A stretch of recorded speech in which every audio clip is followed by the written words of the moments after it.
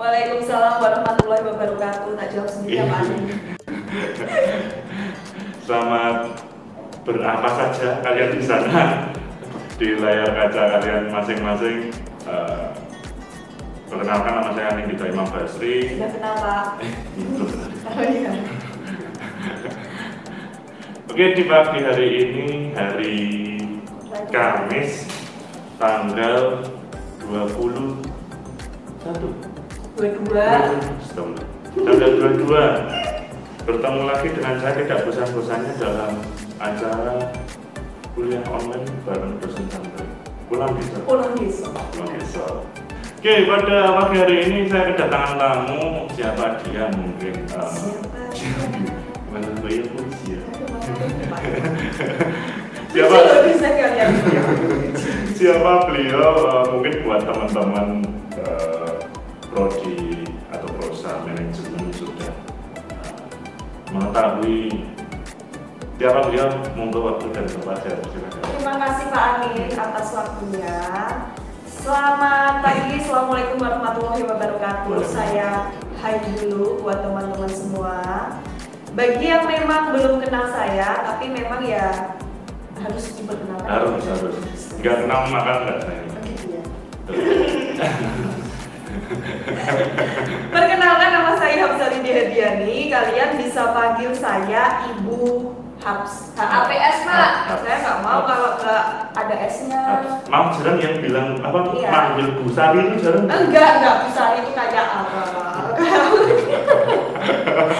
Makanya saya yang anti mainstream aja. Ya, makanya itu umumnya Bu Sari itu kan udah familiar. Nah, makanya kalau Bu Sari itu kan memang mindsetnya orang itu kalem gitu ya Pak. Kalau saya itu ya memang kalem, saking kalemnya kalau gitu ya.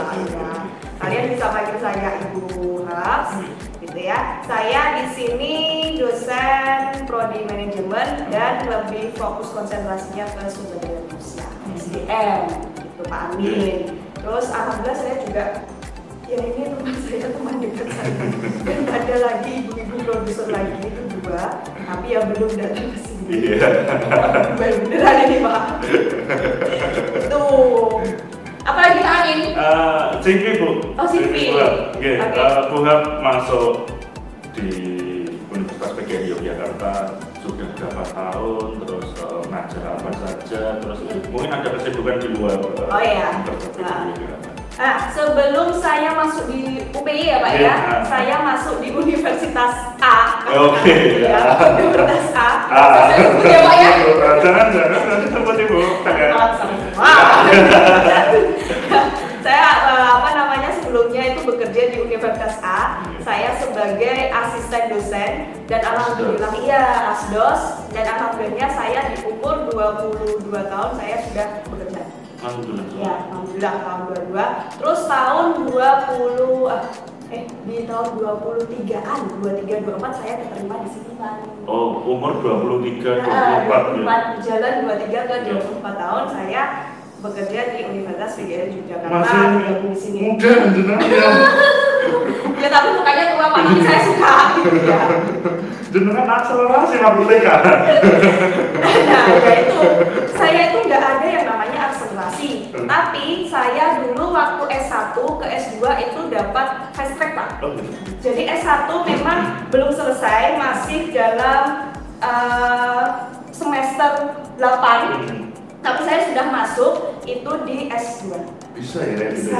Ada ya? Ada kayak gitu. Itu yang namanya fast track kan itu. Makanya itu boleh, dan memang waktunya agak cepat jawab kosong gitu Pak. Cuma semester 3 habis itu terus nyusun tesis, alhamdulillah selesai kelar gitu. Itu hanya orang-orang tertentu yang bisa fast track. Alhamdulillahnya. Belum di dunia pekerjaan itu udah luar biasa. Terus kan Bu? Nah, tadi sudah saya katakan saya berkonsentrasi di sumber daya manusia, SDM, konsentrasinya manajemen SDM. Kan memang kalau kalian belum tahu, manajemen itu ada 4 sebenarnya ya Pak ya. Keuangan, pemasaran, SDM, sama yang satunya operasi. Itu kalau yang saya memang di sumber daya manusia, kalau Pak Anin di pemasaran gitu. Nah, saya di sini mengampu, ini sebenarnya ada yang di luar dari SDM juga Pak. Iya Pak ini ya. Iya, saya juga pernah duet dengan Pak Anin. Itu di semester 5 saya itu pernah mengajar yang namanya retail, manajemen retail gitu ya. Padahal turunan dari pemasaran. Padahal itu adalah turunan mata kuliah di pemasaran gitu. Makanya dosen-dosen di sini itu memang sangat handal-handal sekali ya Pak ya. Multi talent ya Bu ya. Benar, multi talent, gak cuma hanya konsentrasinya saja yang dikuasai, tapi berbagai konsentrasi itu kita kuasai gitu ya. Nah, manajemen retail, terus ada perencanaan sumber daya manusia, terus perilaku organisasi, dan yang ini yang paling ekstrim Pak. Apa Bu? Statistik. Aduh. Saya menghapus statistik ya kan, padahal konsentrasinya SDM, dipikirnya SDM ya gitu ya Pak ya. Orang hitungan. Ayo. Orang hitungan. Walaupun nanti penelitiannya juga kita nggak jauh-jauh dari statistik, tapi kan kalau dipikir gitu ya. Nah itu saya menghapus statistik, ada statistik dasar, itu hanya dasar-dasarnya. Terus yang kedua itu ada statistik bisnis. Nah itu nanti berkaitan dengan aplikasi, ada saya sebutkan aja SPSS, alat hitungnya, alat bantu kita buat menghitung SPSS dan kawan-kawannya. Seperti itu Pak Ani, kurang lebihnya. Oke. Apa sih kesibukan Bu Hapsari di luar dunia pekerjaan? Oke, jadi gini ya, saya hanya satu dari beberapa dosen di sini ya Pak ya, yang memang jadi praktisi, bukan hanya untuk mengajarkan teori-teori saja, tapi juga praktisinya. Kita juga dapat Pak Amin juga memang backgroundnya dari wirausaha, terus ada lagi dari kita kemarin kita sudah kurang dengan Pak Adi ya Pak ya, tentang kopi, Pak Adi, terus Pak Juang, ada lagi kemarin Bu Tata, ya kan. Terus alhamdulillahnya saya bukan hanya bekerja di sini Pak Adi, ya, tapi juga saya ada kesibukan lain di luar sana, dan alhamdulillahnya saya ini Pak mendirikan. Ya insya Allah nanti sudah masuk ke SMP ya, baru ngurus perizinan itu Stay Food Indonesia, Indonesia. Nah, di bawahnya itu, di atasnya kok di bawahnya, di atasnya itu ada Stay Creative Management. Stay Creative Management ini yang menaungi ada banyak usaha-usaha Pak, ide-ide kita tuangkan di situ. Salah satunya ada Stay Food Management, ada Zero ID, ada Baju Bobo ID, ada Jatisari Furniture, dan insya Allah masih banyak lagi. Dan insya Allah di 1 minggu ke depan kita mau buka juga usaha yang namanya Roti Bakar Bunga. Insya Allah baru. Di timur ya? Ya, di timur ya. Di timur. Barat belum ya, Barat ya? Barat belum. Oke, siap. Oke, Bu, dengan kesibukan Bu yang seperti itu di dalam dunia pekerjaan ataupun di dunia berwirausaha, cara Ibu membagi waktu seperti apa sih Bu? Ini berkaitan juga dengan teori sumber daya manusia Pak. Siap.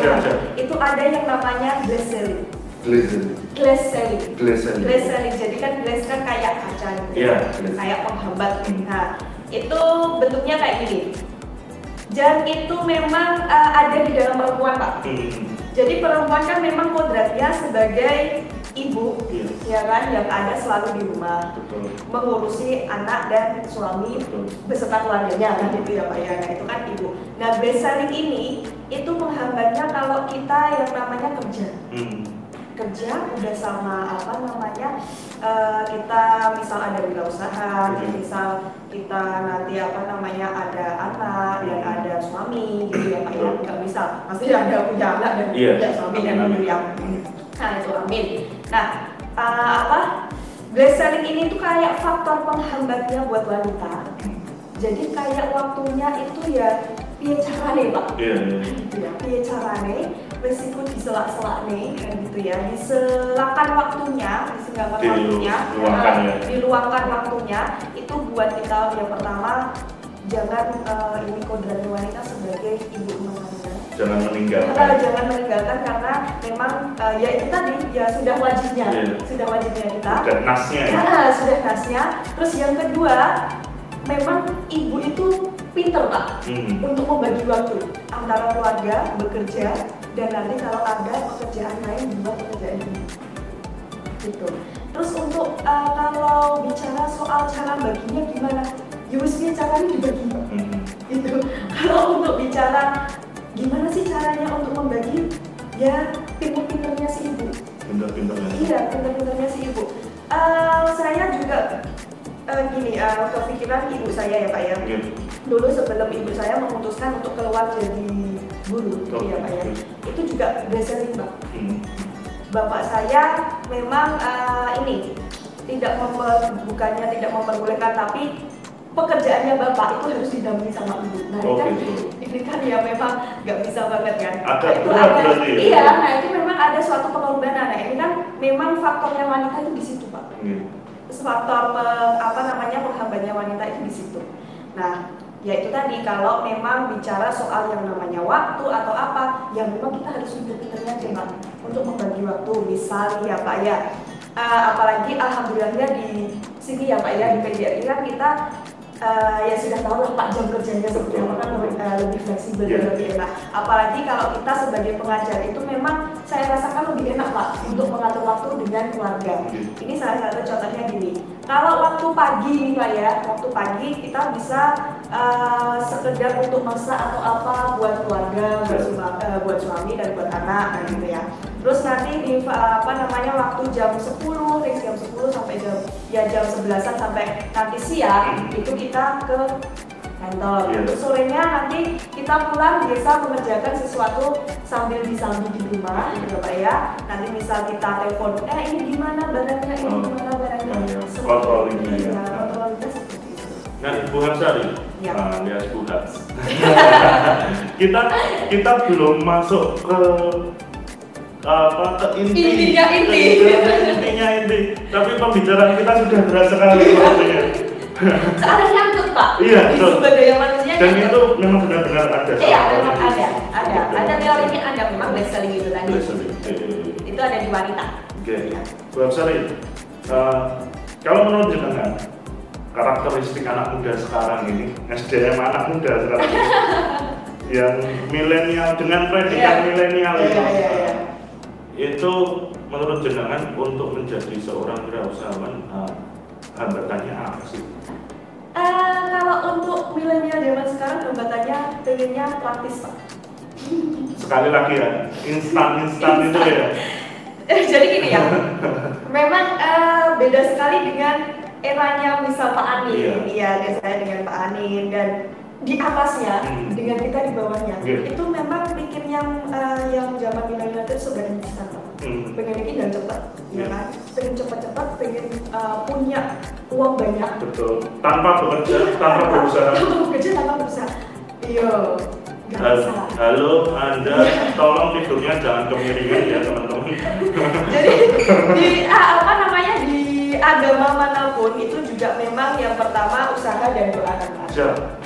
Nah kalau nggak ada usaha nih, nggak ada doa nih, gimana uang mau mengalir? Kan itu, ya kan? Gimana uang mau mengalir? Ya memang tujuannya kita usaha, memang tujuannya kita membangun semua ini, gitu ya Pak ya, usaha, gitu ya. Itu kan memang untuk mendapatkan value, nilai uang, gitu ya. Tapi bukan berarti terus aku pengennya praktis. Pengennya praktis, nggak memikirkan kita jangka panjangnya seperti apa, ya kan? Nggak memikirkan kita jangka panjangnya gimana, seperti ini matut woy, kan gitu ya Pak. Banyak rintangan-rintangan ya, ini rintangan-rintangan ini yang seharusnya kita belajar, ya kan? Walaupun ini kita sudah berjalan, pasti ada rintangan ya Pak ya, tapi nggak kita pelajari. Nah di situ juga pasti menjadi hambatan kita. Gitu. Di balik pandemi ini malah kita dapat pelajaran baru loh Pak. Betul, setuju saya Pak. Betul. Malah dapat pelajaran baru kalau kalian memang benar-benar bisa berpikir loh ya. Kita kan memang diciptakan manusia untuk berpikir ya kan Pak.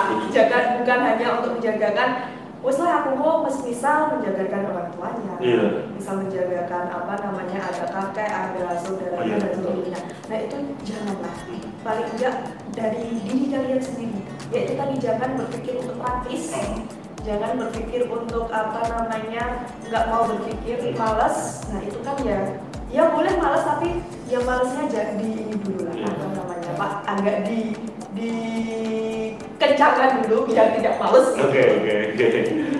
Sekarang banyak sekali, ataupun mungkin bisa dikatakan ngehit sekali dibandingkan anak muda zaman saya dulu, zaman dulu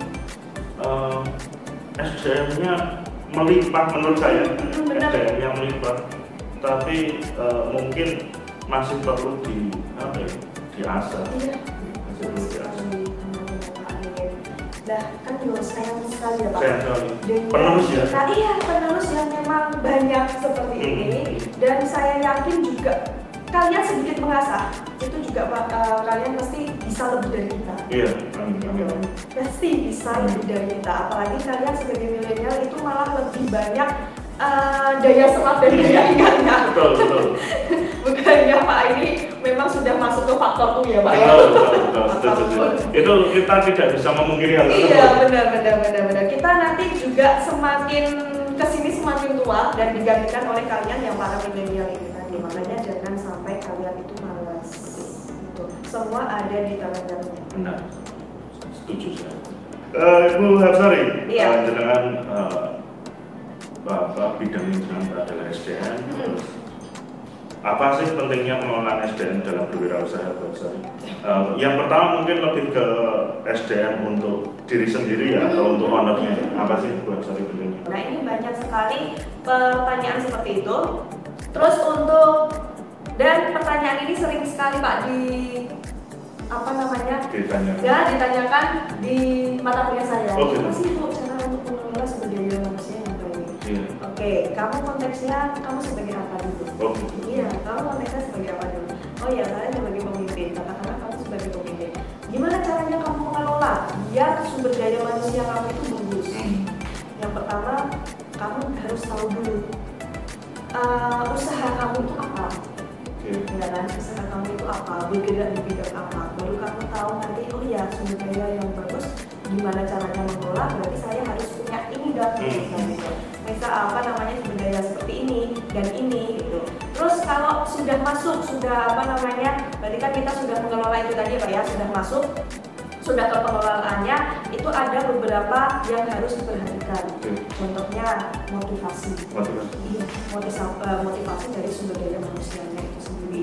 Apa sih salah satu contohnya? Misal ya Pak, reward. Paling sendiri contohnya. Kalau bekerja di salah satu perusahaan atau apa ya Pak, dikasih reward, seneng nggak sih? Seneng. Merasa dihargai. Itu di teori motivasi sumber daya manusia sangat jelas. Reward, tunjangan, bonus, dan kawan-kawannya. Nah, itu sangat menunjang Pak Anil. Betul. Gimana caranya kita mengelola? Kan kita itu dibantu sebenarnya kan Pak, dengan keberadaan sumber daya manusia ini kan kita dibantu. Gimana caranya kita nanti sampai ke tujuan perusahaan, sampai ke tujuan organisasi. Iya, makanya gimana caranya kita kita di salah satunya dengan adanya motivasi. Motivasinya apa? Maksudnya reward. Tapi reward di sini yang paling disenangi sumber daya manusia itu adalah reward yang transparan. Nah, untuk transparansinya ya di 4K Pak. Iya, di 4K. Oh iya, untuk yang mencapai target ini nominalnya segini. Jadi tidak ada kecemburuan yang jelas ya? Iya, kecemburuan antara kita satu dengan yang lain, misal prodi satu dengan yang lain dan lain sebagainya. Seperti itu. Itu secara garis besarnya. Dan mungkin menyinggung tadi Bu Hapsari masalah target ya. Ini target secara personal, secara pribadi maupun target organisasi. Itu lumrah saja. Lumrah. Itu sangat lumrah. Ini ada kaitannya dengan pengelolaan sumber daya manusia tadi ya. Sangat lumrah sekali. Tak contohkan gini Pak. Mahasiswa di sini, ya kan? Dia masuk di sini targetnya apa? Lulus kuliah. Ya, lulus kuliah dapat ilmu, dapat ijazah, dapat pengalaman, dapat gelar, terus nantinya disalurkan ke pekerjaan. Betul. Itu kan targetnya. Iya. Nah, seperti yang saya tadi ada balik lagi ya Pak ya ke pengelolaan. Targetnya saya, oh iya hari ini saya jam 9, jam 10 start dengan Pak Anif untuk live. Kan itu target. Kalau nggak ditarget yo bubar Pak. Betul. Iya kan? Nah, Bu, oke, targetin. Target ada yang target realistis. Nah, ini saya ingin tanyakan nih, target realistis dan target yang benar-benar target yang tinggi lah, tinggi dan target realistis. Menurut Bu Hapsari, dari sudut pandang Bu Hapsari, itu seperti apa sih Bu? Nah, kalau target realistis ya Pak. Target realistis itu lebih ke jangka kita ke pendek. Jangka pendeknya bukan berarti terus nanti habis ini udah selesai enggak. Tapi dari jangka pendek ini bisa sampai ke jangka yang panjang gitu. Nah, saya contohkan itu tadi. Saya lulus dari UPY, saya udah dapat ilmu, saya udah dapat paling enggak sedikit aja pengalaman. Soalnya kan pengalaman itu enggak hanya dari sini Pak, bisa di luar gitu ya. Bisa kalian dapatkan di luar organisasi dan lain sebagainya. Kalau kalian memang jadi anak organisasi itu ya bagus banget. Terus target realistisnya saya lulus dari sini, saya dapat pekerjaan, tapi pekerjaan saya sebagai yang utama dan ada juga pekerjaan yang sampingan. Contohnya adalah berusaha. Berarti kan kalian mengelola SDM kalian, diri kalian sendiri itu baik dulu, jangan Pak, baik dulu dengan target yang realistis. Target realistis itu jadi secara kalian itu memang kalian bisa gapai. Nggak kok terus langsung aku pokoknya habis dari sini sepenting aku duduk oke. Itu tidak realistis. Kamu nggak ada usahanya gitu ya. Terus kamu menargetkan kamu mempunyai uang banyak. Lah kamu pakai uang banyak ini kamu dari mana dulu prosesnya? Iya kan? Ya kalau memang kalian keturunan siapa gitu, oke aja. Nah kalau yang kayak kita itu. Nah beda dengan yang namanya target yang tinggi itu seperti sama halnya dengan mimpi.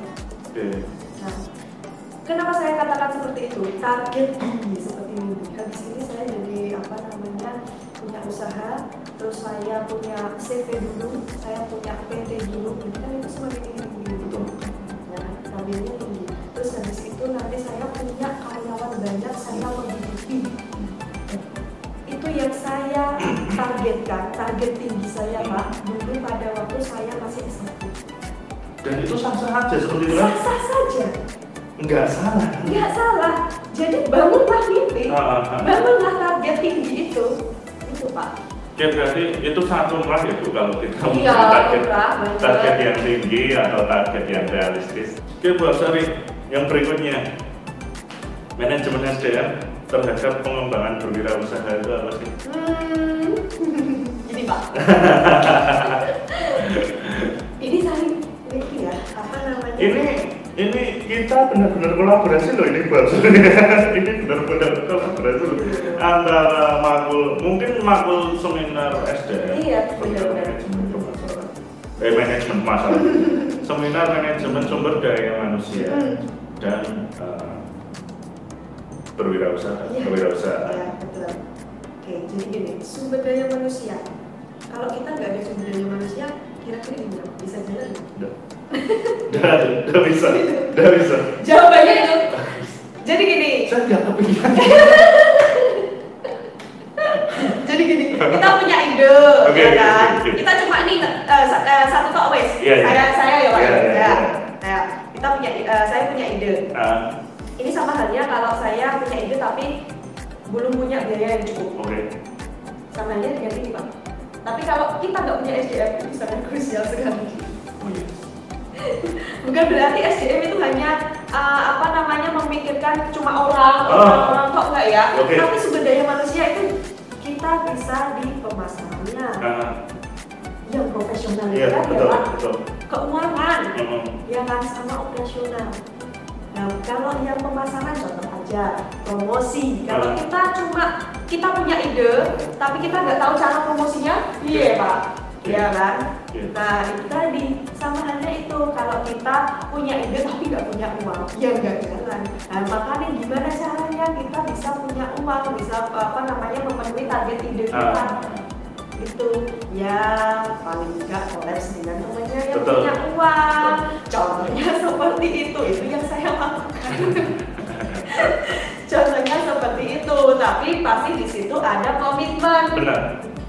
Jangan dikira terus iya komitmen terus yang penting kan konco lah enggak. Bisnis itu jangan disangkut pautkan dengan teman, jangan. Banyak contoh yang banyak contoh yang sudah iya benar. Sampai akhirnya blodak gitu. Udah usahanya gini, pertemanannya jadi gini. Benar. Nah ini juga apa namanya ternyata nggak hanya saya aja yang merasakan, ternyata yang kemarin ada dokter kita juga. Nah itu juga awalnya juga dari teman, tapi terus ya seperti itu. Makanya bisnis itu jangan digantikan dengan teman. Iya. Kamu boleh bisnis dengan teman, tapi temanmu itu ojo dijadikan bisnisnya yuk. Iya bu.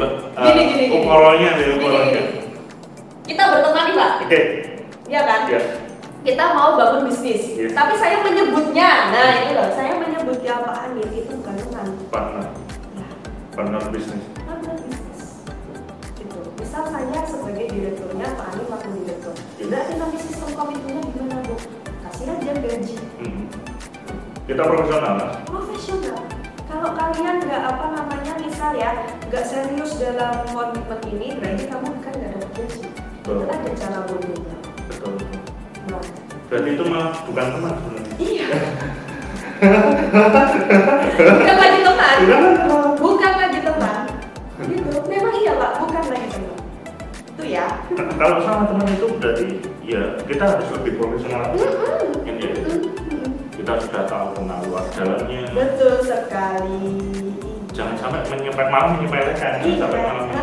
Tapi yang ada di dunia nyata seperti ini semua pasti menyepelekan. Domain konco, benar. domain teman. Nah itu yang malah apa namanya jadi bumerang buat kita. Benar, setuju.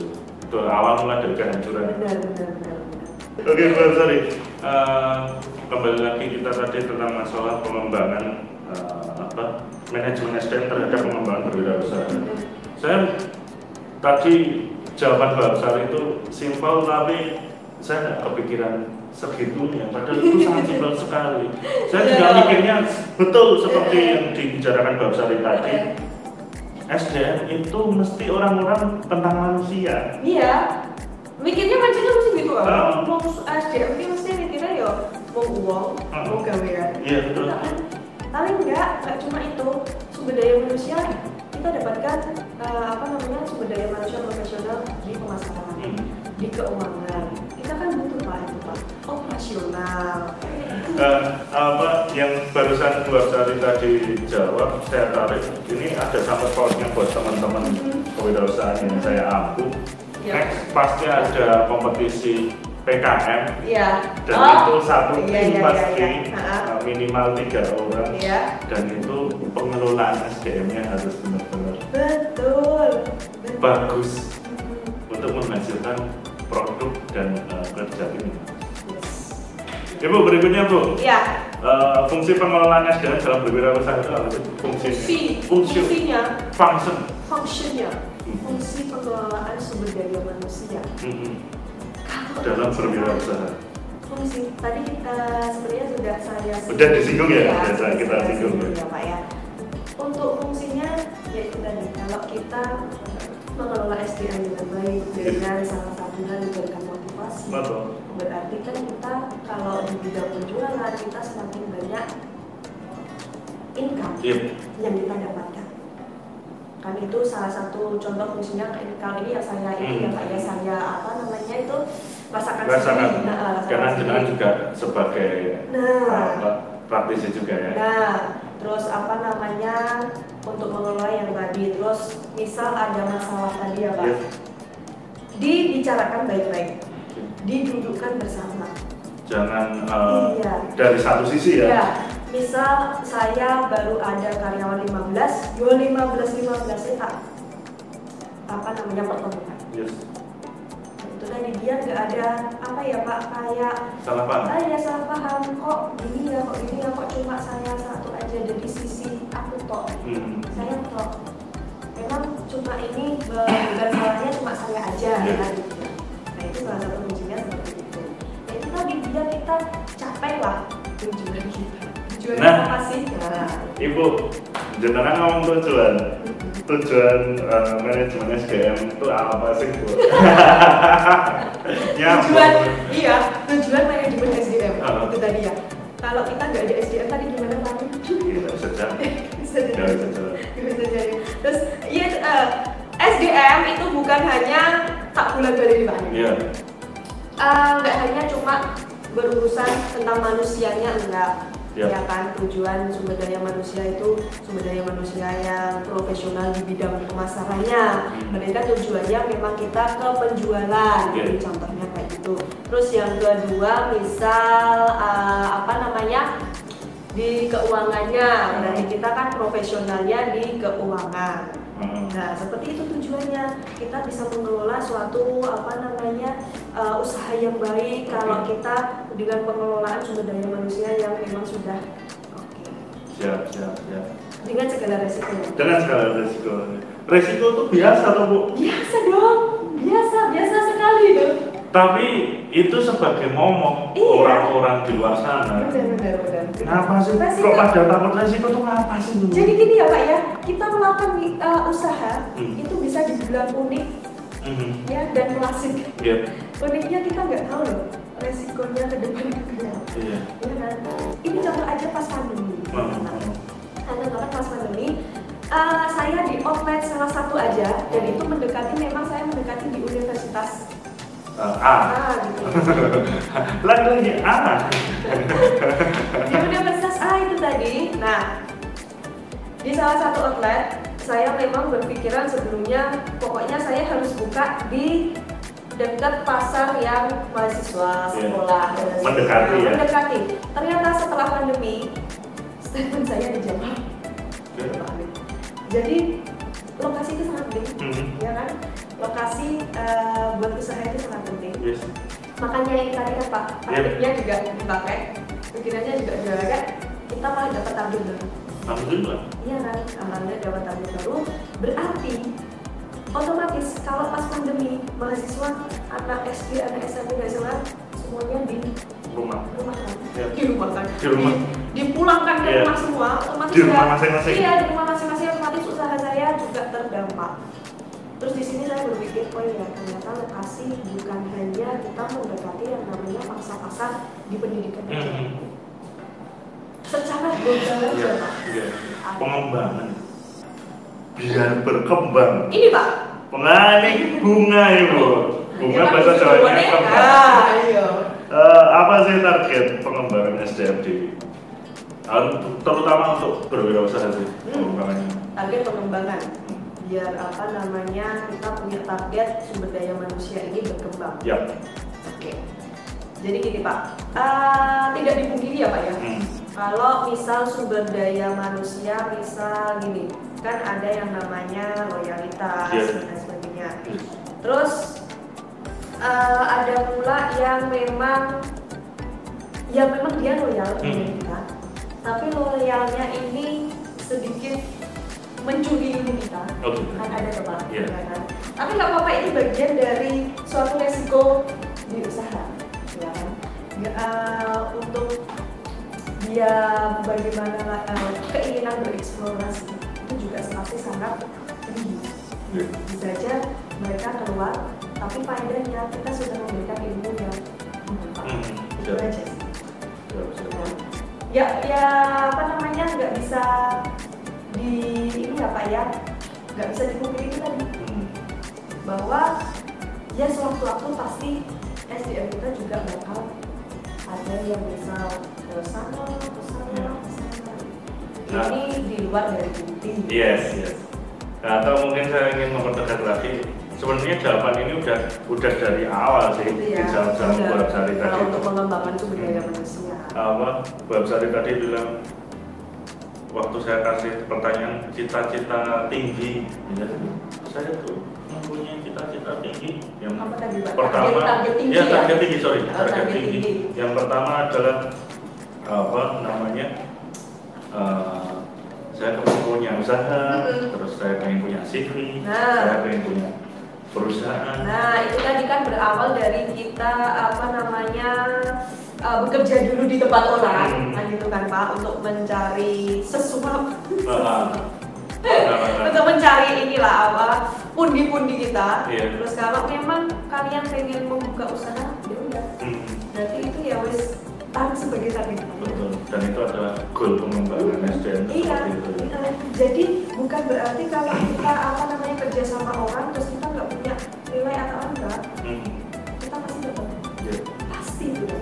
Nah itu caranya mengembangkan seperti itu. Terus nanti kalian punya usaha, kalian mengembangkan sumber daya manusia lagi kan otomatis. Dan dari SDM kalian itu nanti pasti dapat mana. Betul. Nah nanti otomatis UMKM di Indonesia juga semakin. Padahal di luar sana, di luar negara, persentasenya itu hampir sepenuhnya sendiri. Kita belum nyampe 4%. Masih sangat kerja keras sekali kita semua. Belum nyampe 4%. Kita menguasai UMKM. Nah, Mbak Sari ada pertanyaan ini dari aduh, tangan. Ya. Mbak Sari, awal banget dulu cari karyawan atau proses rekrutmen dan seleksinya tuh awal banget. Mbak Sari bahas awal dulu cari karyawan atau proses rekrutmen dan seleksinya tuh. Iya, ini pasti dari ibu. Nah, ibu terapi. Jangan sampai ini tempat lagi atau lagi itu lagi. Oh, tapi tadi mungkin saya analisis. Dia maju, brek langsung mati. Mungkin. Tidak apa-apa, untung aja Pak, untung bisa kembali lagi ya. Bu, dijawab Bu. Nah, saya ceritakan dulu dari awal. Jadi dari awalnya yang itu tadi ya Pak ya, saya punya ide. Tapi kurang biaya Pak. Dia tahu sendiri Asdos. Iya. Kurang biaya. Asdos itu kan ya. Bukan. Asdos kan ya cuma berapa sih dari gajinya. Terus alhamdulillah saya juga bertemu dengan tambatan hati saya. Tambatan hati. Aduh, ini. Apa lagi ini?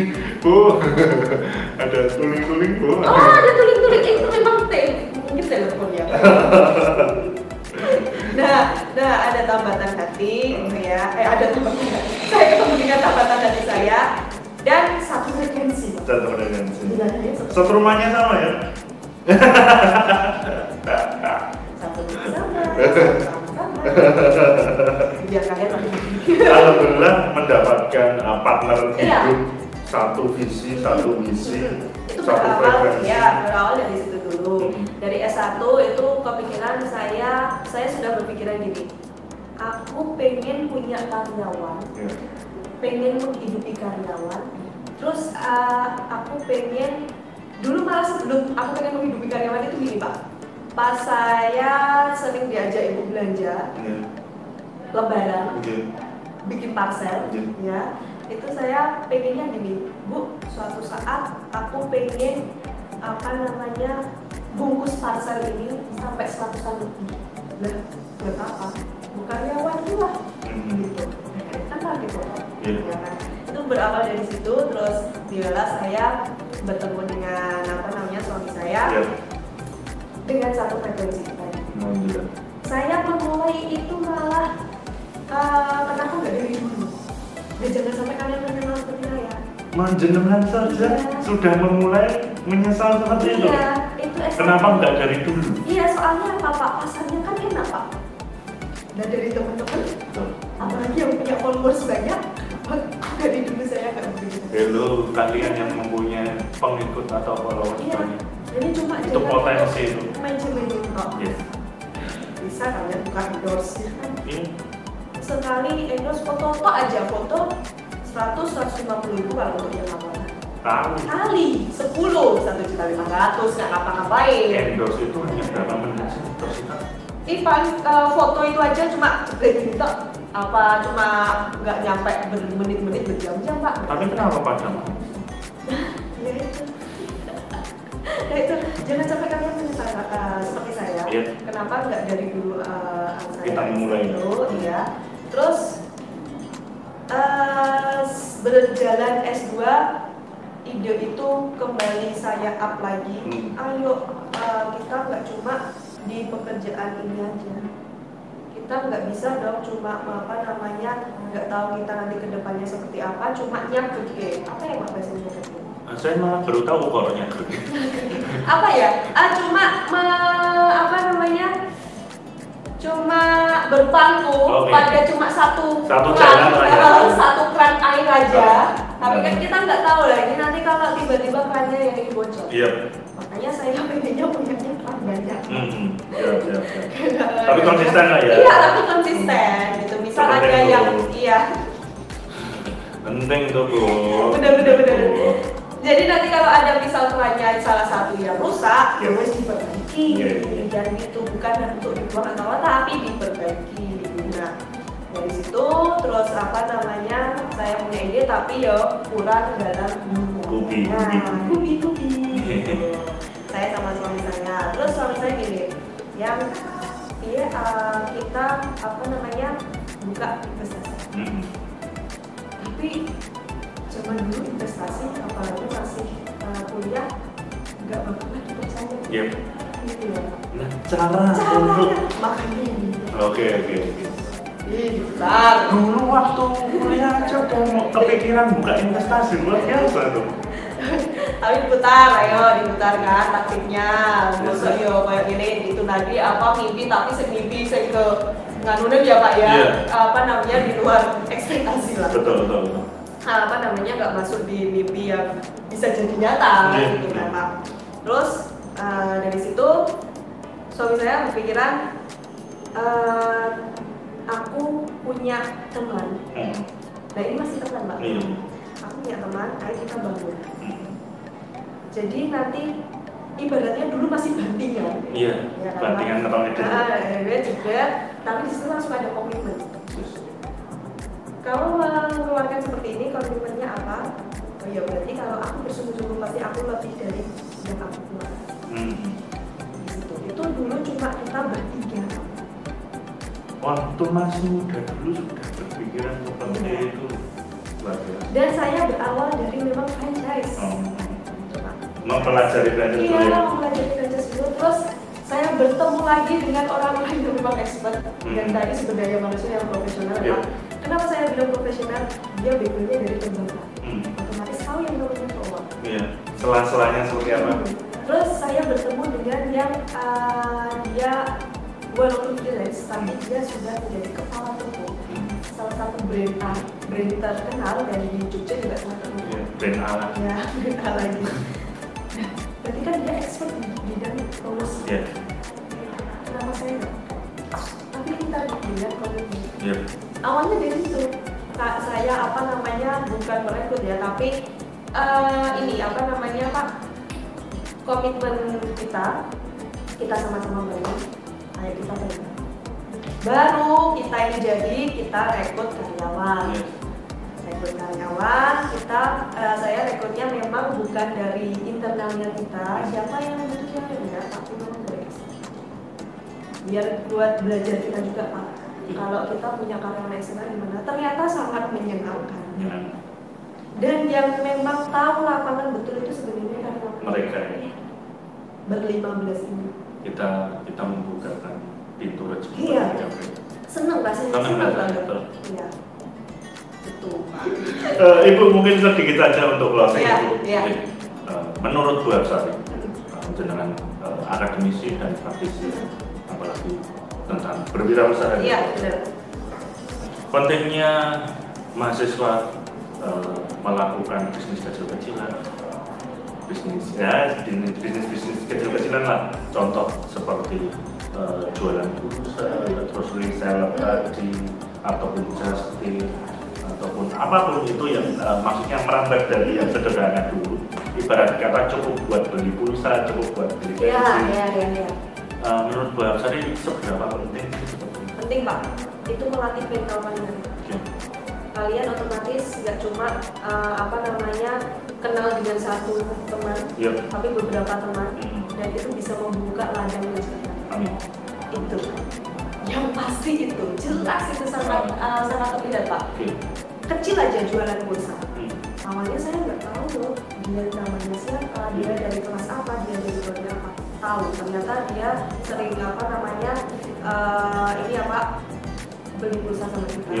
Ya, terus kita jadi tahu, kita jadi kenal, ternyata bisa kolaborasi. Iya, betul. Itu Di balik itu ya? Iya, di balik itu malah target yang terselubung. Iya. Saya juga beli pulsa di mahasiswa saya. Ya, itu salah satu contohnya. Karena saya sangat respect sekali dia usaha. Iya, benar-benar. Terus rasanya kan kita juga senang. Iya, betul. Kita kasih support. Betul, benar. Di sini juga banyak sekali mahasiswa ya Pak. Banyak sekali. Banyak sekali mahasiswa yang memang mempunyai usaha dan insya Allah juga kita support dengan apa? Paling nggak kita beli. Betul, betul. Dan Pak sering beli, ada salad buah, ada softcase lagi ya Pak, dan masih banyak lagi sebenarnya. Dan kalau kalian tahu kita nggak meminta diskon sama sekali. Kita benar-benar profesional. Kita niatnya membantu. Dan insya Allah menjadi ladang rezeki buat mereka. Iya, penting sekali ya. Terus buat Sari UMKM, buat Sari UMKM apa? Gimana sih buat Sari? Usaha mikro kecil menengah. UMKM. Gimana buat Sari? Penilaian buat Sari? Itu sangat membantu ya Pak. Jadi tadi kan usaha kecil-kecilan di mata mahasiswa. Sebenarnya. Terus naik lagi ke step selanjutnya. Berarti kalian sudah keluar dari zona belajar. Oke. Ya kan? Menuju zona kecil-kecilan terus ke UMKM. Berarti kalian sudah naik beberapa tingkat di antara teman-teman lain. Kalau sudah belajar yang namanya UMKM, itu poinnya. Kalian berani mengambil resiko aku berani. Orang tua aku nggak ngerti resikonya apa, resikonya berwirausaha itu apa. Oke. Menurut Mbak Sari, UMKM di Indonesia ini gimana Mbak? Ya agak memprihatinkan. Seperti yang saya bilang tadi, di luar sana, di luar negeri, itu setengah bagiannya sendiri itu sudah masuk ke UMKM. Kita hanya 4% aja. 4%. Kalau itu 4% itu hanya katakanlah nggak sampai 300 Pak. Menurut Mbak Sari 300 UMKM yang memang benar-benar menghidupi. Menurut Mbak Sari, kalau Mbak Sari suatu saat nanti mempunyai modal yang sama atau mempunyai UMKM yang sama, menurut Mbak Sari UMKM itu jual atau beli? UMKM ingin Anda jual atau ingin Anda beli? Saya beli. Investasi ya? Iya, saya beli. Apa namanya ya itu tadi, dengan resiko apapun ya wes pokoknya beli. Oke, setelah UMKM CV Bu? Ya. Gimana? Nah itu yang baru menjadi target saya. Okay. Ya kan Pak, target kan ini. Target saya insya Allah ini saya dan kru Yuan. Bukan kru Yuan. Tapi kru Yuan. Insya Allah ya dalam waktu dekat CV-nya sudah terbit. Amin. Ini saya baru di produk yang halal. Amin. Mengurusi apa namanya di bidang hukum. Karena memang itu nggak serta-merta langsung langsung keluar ya. Soalnya ada BHM-nya juga pasti beberapa survei dan lain sebagainya. Gitu. Walaupun kemarin kita sudah dapat dari BPOM. Dan dijamin produk dari saya juga semuanya alhamdulillahnya halal dan higienis. Gitu ya Pak. Setelah CV mungkin ke PT. Nah itu target selanjutnya. Target. Dan saya kenapa kok yang masalah kalian dari kalian mahasiswa dari itu tadi apa reseller, jualan pulsa ya kan, terus setelah itu naik ke UMKM, kalian apa ada ide-ide lagi, kok kita cuma jualan pulsa kayak gini ya, kita buka apa yuk. Terus dari situ kalian ternyata animo dari masyarakat sangat luar biasa. Kalian buat kredibilitasnya, kalian bikin CV. Itu naik lagi ke yang namanya PT. Kalau PT malah yang benar, nanti kan kita sudah dapat PT. Kalian mau apa? Investasi. Gitu ya kan. Target pribadi Bu Absari ataupun stakeholder di Indonesia. Indonesia targetnya adalah menjadi B. Semoga Stay Creative Management insya Allah on the way BP segera secepat mungkin kita mendoakan dari amin. Apa itu adalah cita-cita dari Bu Absari atau target dari Bu Absari sebagai salah satu founder Stay Creative Management. Kita doakan bersama semoga tercapai segala targetnya. Amin. Dan mungkin cukup itu saja dari kita berdua. Terima kasih banyak sudah mengikuti acara kita pada kali ini. Next kita akan mendatangkan tamu-tamu lagi yang tidak kalah serunya, tidak kalah luar biasanya. Walaupun di samping saya ini pasti semua yang seru-seru, semua yang pintar-pintar, semua yang expert profesional semua. Siapa dia nanti next kita tunggu saja bersama-sama. Terima kasih banyak. Kurang lebihnya mohon maaf. Wassalamualaikum warahmatullahi wabarakatuh. Waalaikumsalam. Terima kasih. Terima kasih.